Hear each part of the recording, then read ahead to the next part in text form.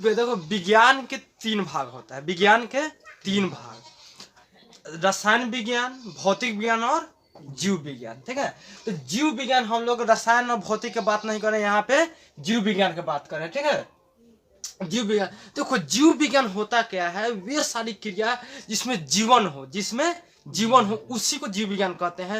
मतलब जो भी जीव जंतु, जो में छोटे से सूक्ष्म जीव से लेकर बड़े बड़े जीव तक जिसमें जीवन पाया जाता है, उसको जीव विज्ञान के अंतर्गत रखा जाता है। ठीक है, पहले जो विदेशी वैज्ञानिक थे या कोई भी वैज्ञानिक थे, उसने जीव विज्ञान के बारे में बहुत कुछ खोजा। ठीक है, लेकिन उससे पहले हमको पता था कि सिर्फ हम लोग सिर्फ एनिमल्स का ही अध्ययन करते थे, एनिमल्स। लेकिन एक भारतीय वैज्ञानिक थे जिनका नाम था जगदीश चंद्र बोस। जगदीश चंद्र बोस एक क्रैप्सोग्राफ मशीन बनाया। क्या बनाया? क्रैप्सोग्राफ मशीन बनाया। उस मशीन के माध्यम से उन्होंने पेड़ पौधे को जीवित घोषित कर दिया, जिससे पूरे जीव जगत में तहलका जैसा मच गया। तहलका जैसा, उन्होंने पेड़ पौधों को पहली बार जीवित घोषित किया था। दुनिया का कोई ऐसा वैज्ञानिक नहीं था जो पेड़ पौधा को जीवित घोषित कर दे। एक भारतीय वैज्ञानिक ही था, जगदीश चंद्र बोस, जो जीव जंतु को जीवित घोषित किया था। कब? 10 मई 1901 को उन्होंने क्रैप्सोग्राफ मशीन बनाया। ठीक है, उसके बाद बायोलॉजी को 2 भागों में बांट दिया गया। ठीक है, उसके बाद बायोलॉजी को 2 भागों में बांट दिया गया। ठीक है, पहला आता है जूलॉजी, दूसरा आता है बॉटनी। पहला आता है जूलॉजी, दूसरा बॉटनी। जूलॉजी को जंतु विज्ञान कहते हैं, बॉटनी को वनस्पति विज्ञान। इसका पिता अरस्तु था। क्या था? अरस्तु। इसका पिता अरस्तु। इसलिए पहले तो जूलॉजी का ही खोज होता था, उसी का अध्ययन, इसलिए इसका भी पिता अरस्तु ही था। ठीक है, इसका भी पिता अरस्तु ही है। लेकिन बॉटनी जो वनस्पति विज्ञान आ गया, उसका पिता थियोफ्रेस्टस था। ठीक है, थियोफ्रेस्टस। ठीक है, थियोफ्रेस्टस। इसमें सिर्फ एनिमल का ही अध्ययन किया जाता है। इसमें प्लांट माने पेड़ पौधे का, एनिमल्स माने जीव जंतु। हम लोग जो मानव जाति भी है, एक एनिमल्स के अंतर्गत आते हैं, लेकिन ये थोड़ा सा बुद्धिमान एनिमल है, बस कुछ नहीं। लेकिन हम लोग भी एक एनिमल्स ही है। ठीक है, एनिमल्स का अंतर्गत ही हमारा अध्ययन किया जाता है। ये मूवमेंट करता है, मतलब गति करता है, इधर अपने मन से हिल डुल सकता है, लेकिन इस रेस्ट में रहता है हमेशा। प्लांट जो होता है रेस्ट में अपने मन से नहीं चाहेगा कि इधर उधर घूम ले। ठीक है, ये हो गया। तो हम लोग सबसे पहले हम लोग जूलॉजी पढ़ेंगे, उसके बाद बॉटनी पढ़ेंगे। हर एक वीडियो में आप लोगों को बता दिया जाएगा कि जूलॉजी पूरा खत्म हो जाएगा, फिर उसके बाद हम लोग बॉटनी स्टार्ट करेंगे। ठीक है, तो जूलॉजी में सबसे पहले आता है कोशिका, सबसे पहले आता है सेल। कोशिका सबसे पहले आएगा, सेल अर्थात कोशिका। ठीक है, सबसे पहले सेल आएगा। सेल देखिए, सेल एक ऐसी है, जीव का इकाई माना जाता है। इकाई उसे कहते हैं जिसमें हर चीज करने की अपना क्रिया होता है, हर चीज करने की अपन क्रिया होता है। कहने का मतलब ये कोशिका है।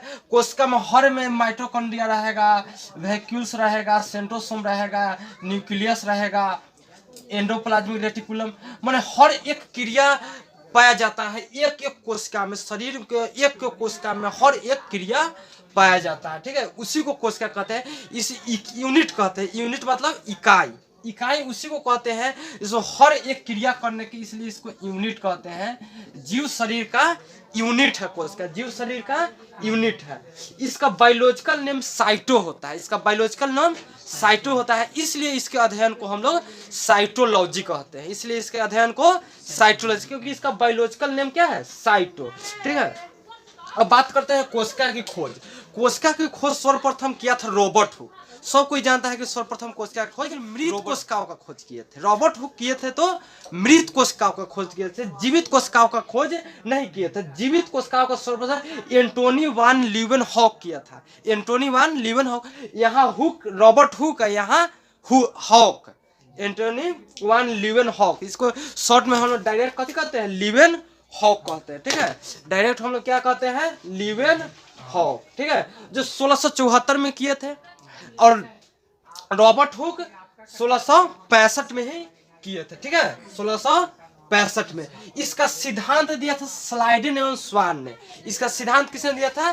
स्लाइडेन और स्वान ने। इसका सिद्धांत स्लाइडेन और स्वान ने दिया था। ठीक है, जैसे हम लोग कोशिका होता है, एक कोशिका मिलकर पूरे शरीर का निर्माण करता है। कहने का मतलब बहुत सारा जो कोशिका मिलता है तो ऊतक का निर्माण करता है। बहुत सारा कोशिका मिलकर ऊतक का निर्माण करता है, और बहुत सारा टिश्यू जो ऊतक मिलकर एक अंग का निर्माण करता है। और बहुत जैसे हमारा हाथ हो गया, पैर हो गया, मुंह हो गया, कान, ये सब कहते हैं हमारा अंग है, ऑर्गन है।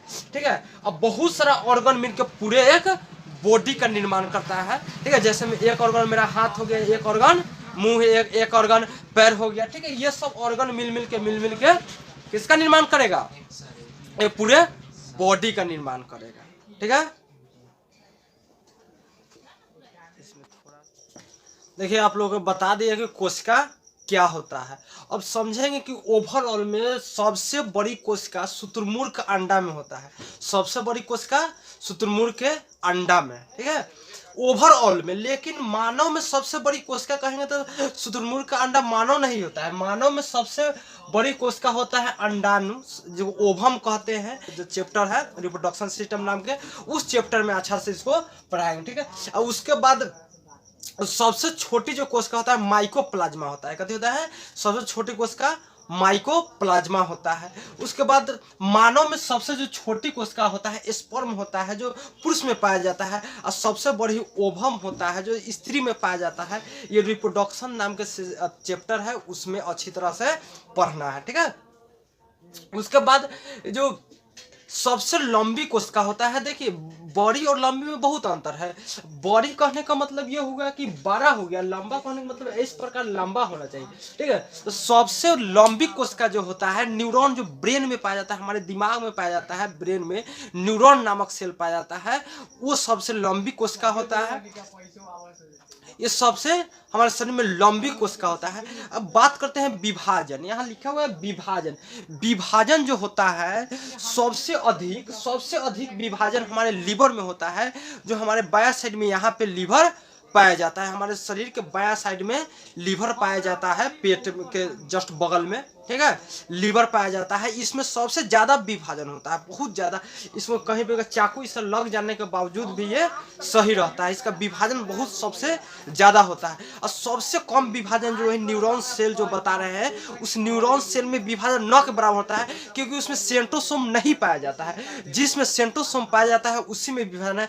अतः अगर ब्रेन में कहीं चोट लग जाए या कुछ लग जाए तो उसमें कैंसर नामक बीमारी पकड़ लेता है, क्योंकि उसमें कोशिका क्षतिपूर्ति करने के लिए कोई यंत्र ही नहीं पाया गया है, कोई तंत्र ही नहीं पाया गया है। लेकिन हमारे अदर सेल में जो होता है तंत्र यंत्र पाया जाता है। हमारे शरीर में दो तरह का सेल होता है, एक कायिक सेल होता है, एक जनन सेल होता है। एक कायिक सेल होता है, जनन सेल। तो कायिक सेल में विभाजन होता है, लेकिन एक न्यूरॉन में ही नहीं होता है। एक न्यूरॉन में नहीं होता है, सिर्फ न्यूरॉन में छोड़कर बाकी सब में विभाजन होता है। ये न्यूरॉन में भी सभी भाग में नहीं, एक ग्लियल सेल होता है, उसमें विभाजन हो जाता है। कभी कभी उसमें विभाजन हो जाता है, जिसके कारण कभी कभी ब्रेन ट्यूमर अर्थात कैंसर पकड़ लेता है। बस